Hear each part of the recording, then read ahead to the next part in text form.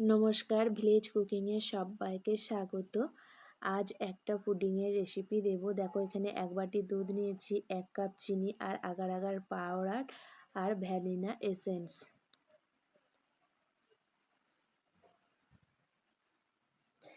এখানে কড়ার মধ্যে দুধটা ঢেলে দিলাম। দুধটা ভালো করে ফুটিয়ে নিতে হবে। যে কাপে চিনি দেখালাম ওই কাপ মেপে 1 কাপ আমি বাটির মধ্যে জল নিয়ে নিয়েছি। জলের মধ্যে 1 চামচ দিয়ে দিলাম আর এই হাফ চামচ দিয়ে এটা ভালোভাবে মিশিয়ে নিতে হবে। এটা কিন্তু গরম জলে গোলা যাবে না, ঠান্ডা জলেই গুলতে হবে। ভালোভাবে মিশিয়ে নিন।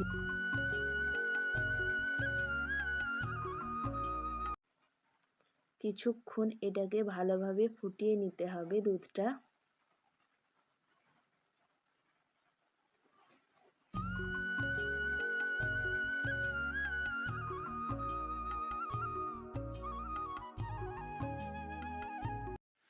এইভাবে নাড়াচাড়া করে অনেকক্ষণ দুধটা আমি ফুটিয়ে নিয়েছি। এবারে 1 কাপ চিনিটা দিয়ে দিলাম। চিনিটা দিয়েও ভালোভাবে নাড়াচাড়া করে নিতে হবে। চিনিটা দেওয়ার পর কিন্তু দুধটা একটু পাতলা হয়ে যাবে।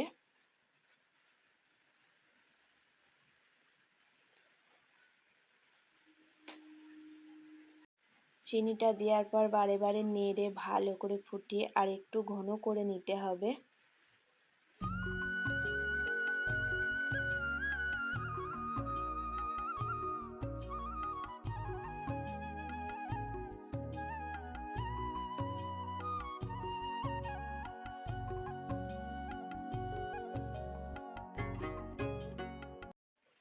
দুধটা কিন্তু সময় নিয়ে ভালো করে ফুটিয়ে নিতে হবে।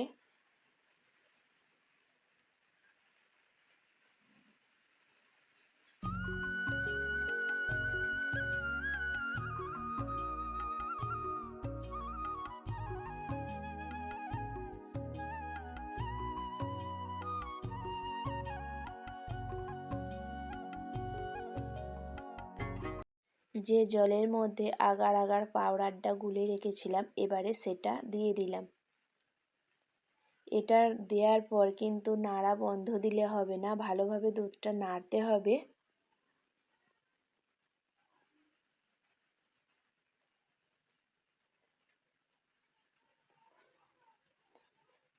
এইভাবে ঘন ঘন ভালো করে নেড়ে নিতে হবে। এতে একটা সেন্ট আনার জন্য ভ্যানিলা এসেন্স 1 সিপি দিয়ে দেব।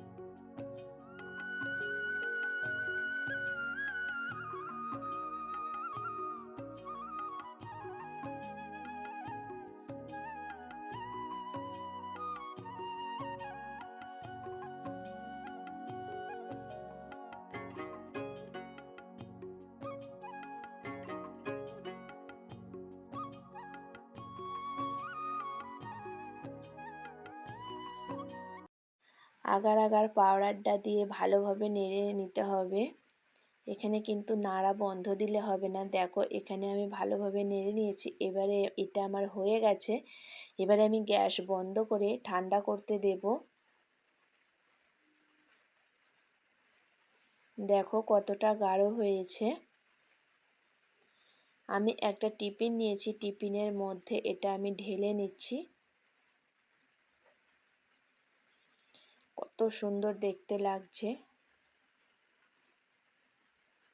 এবারে আমি একটু কেশর দিয়ে দেব।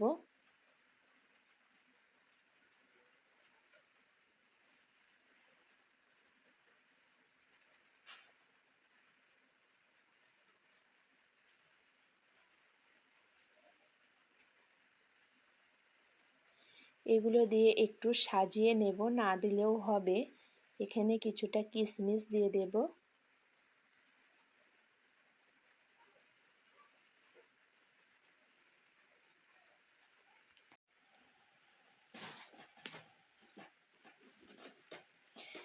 একটা একটা কিন্তু দেখো ভিতর পানে চলে যাচ্ছে। এটা যদি একটু ঠান্ডা হয় তখন তোমরা যদি দাও তবে ওপরেই এগুলো থাকবে আর ভিতরের দিকে যাবে না। আমি একটু ঠান্ডা করে নেওয়ার পর এবারে ওপর থেকে চেরি ফলগুলো দিচ্ছি। দেখো আর নিচের দিকে নেবে চলে যাচ্ছে না।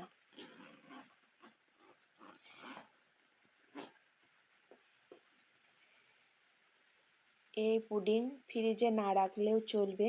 আমি এমনি 2 ঘন্টা রেখেছিলাম, তার মধ্যেই পুডিং বসে গেছিলো।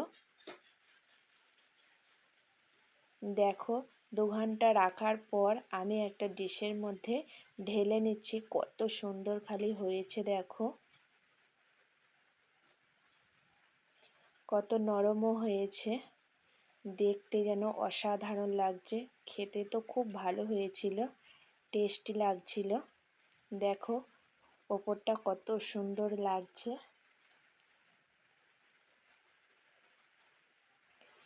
হাতে করে নিয়েছি তো খুবই ভালো লাগছে, খুব সুন্দর নরম হয়েছে।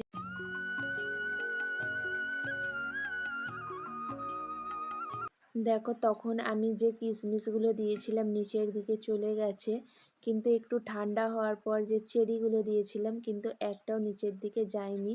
এটা যে কাটতে কত সুন্দর লাগছে, এত নরম।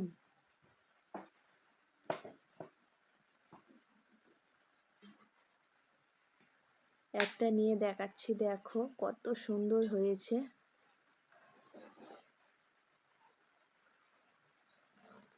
খাওয়ার থেকে যেন দেখতেই ভালো লাগছে, এত ভালো লাগছে হাত দিতে। এবারে আমি এদিকে 4 চৌকো করে ভালো করে পিস করে নিচ্ছি।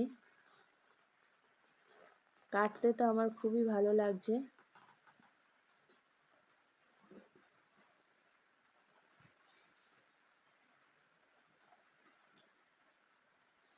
এই কাটার পর যে যার একটা করে তুলে নিল খাওয়ার জন্য। দেখো এবারে তোমাদের দেখাচ্ছি এটা কত সুন্দর হয়েছে। তোমরা এটা দেখে বলবে কেমন হয়েছে। আমাদের তো খেয়ে তো দারুণ লাগলো, তাই তোমাদের সামনে এই ভিডিওটা শেয়ার করলাম। যদি ভালো লাগে লাইক কমেন্ট শেয়ার করবে। আমাদের তো দেখলে কাটতে কাটতেই যে যার মতো নিয়ে নিল।